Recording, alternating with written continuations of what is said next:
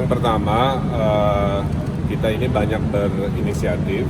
Yang kedua, kita satu komando dengan pusat. Ya. Jawa Barat itu yang paling rawan karena penduduknya 50 juta. Alhamdulillah berhasil menyuntikkan vaksin 80 juta dosis. Kan.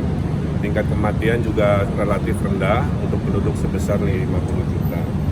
Kemudian sekarang dengan pemulihan ekonomi, semua lagi berita bagus nih. Investasi tertinggi dalam sejarah padahal lagi resesi dan Covid, 174 triliun ya, tertinggi. Kemudian pertumbuhan ekonomi di atas nasional, inflasi juga terjaga. Jadi kuncinya adalah berinisiatif dan dua selalu berkoordinasi dengan arahan dari pemerintah pusat. Ya, kita kan ada strategi dukungan ke UMKM, promosi investasi, dan lain-lain, sehingga tingkat kemiskinan paling cepat turun adalah Provinsi Jawa Barat. Jadi angka-angka ini kan track record ya, membuktikan apa yang diomongkan bukan hanya teori, tapi menjadi data yang sangat meyakinkan dari Jawa Barat. Makanya dikasih panggung tadi, sebagai provinsi yang ekonominya melesat, COVID-nya juga terjaga, kematiannya rendah oleh KCPN. Kang, bicara soal masa transisi ini, Kang, yang tadi menjadi arahan Presiden dan Menko, sebagai provinsi dengan penduduk terbanyak 60 juta ya, arahannya apa untuk masa transisi ini? Sebenarnya kuncinya karena semua sudah divaksin mayoritas, hidup normal saja, tapi tahu diri kira-kira gitu ya. Kalau merasa batuk, panas, apa, periksa, takut itu COVID. Kalaupun iya COVID sekarang tinggal isolasi sendiri karena tingkat kematian sudah hampir nol ya dari statistik Jawa Barat. Jadi kuncinya kita sudah hampir sama sebelum COVID, bedanya ada adaptasi baru. Rajinlah menjaga protokol kesehatan tanpa harus selalu disuruh-suruh oleh pengumuman dari pemerintah. Secara detail teknis soal penanganan COVID dan bantuan sosialnya seperti apa, Kang? Bantuan sosial kan mayoritas dari pemerintah pusat, tugas kita mengkomunikasikan. Kalau ada gap kekurangan, baru dana dari APBD provinsi atau kota kabupaten kita turun. Itulah kenapa tadi saya laporkan kemiskinan paling cepat penurunannya adalah Provinsi Jawa Barat. Jadi artinya sudah seperti sebelum COVID dan insya Allah lebih baik.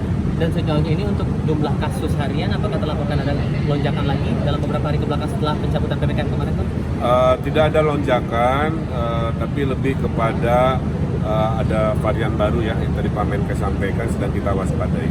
Jadi sekarang penanganan kesehatan kita geser bukan ke COVID, tapi ke masalah-masalah penyakit lain di luar COVID. Oke ya? Kang Emil, isu lain dong, Kang Emil, soal soal strategi Golkar bersama Golkar jelang pemilu 2024 itu gimana? Agendanya apa aja dalam Iya. pekan-pekan ini, Kang, setelah bergabung? Ya, tentunya karena saya sudah bergabung, ada tugas-tugas kepartean yang harus saya mulai.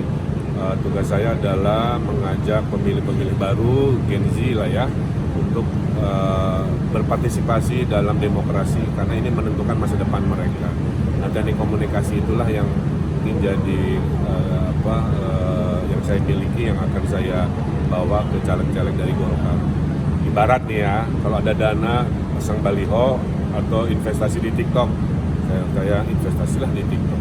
Lebih mudah terjangkau, lebih jelas interaksinya, dan potensi ketertarikannya bisa lebih terwujud. Itu Termasuk tapi sisanya rahasia negara. Strategi merapat ke Gen Z-nya itu apa aja, Kang? Karena mayoritas dari pemilih nanti Gen Z dalam 5-10 tahun kan, dan mereka tuh meleknya dengan digital. Mereka meneliti calon itu pasti digital. Nah, jejak digital menjadi penting. Makanya nggak bisa pencitraan, itu udah lewat eranya. Yang dilakukan adalah track record, kredibilitas, pernah melakukan apa, itu yang diviral-viralkan di salah satu nasional. Salah satu bentuknya mendekati influencer juga. Ya, ada influencer yang nanti pertengahan Februari banyak influencer yang mau gabung Golkar, jadi nanti saya umumkan. bocorannya dong, Siapa, siapa aja? Kang? Yang Gen Z-nya? Ada penyanyi, ada selebgram, ada macam-macam, semua ingin gabung bareng saya. Termasuk udah ada penunjukan kah untuk Pilpres dan Pilgub, mungkin akan dimajukan Masih jadi jauh, capres cawapres atau di masih- Pilgub? Cuma tetap Pak Erlangga sesuai kefatsunan pada partai. Jangan mancing-mancing.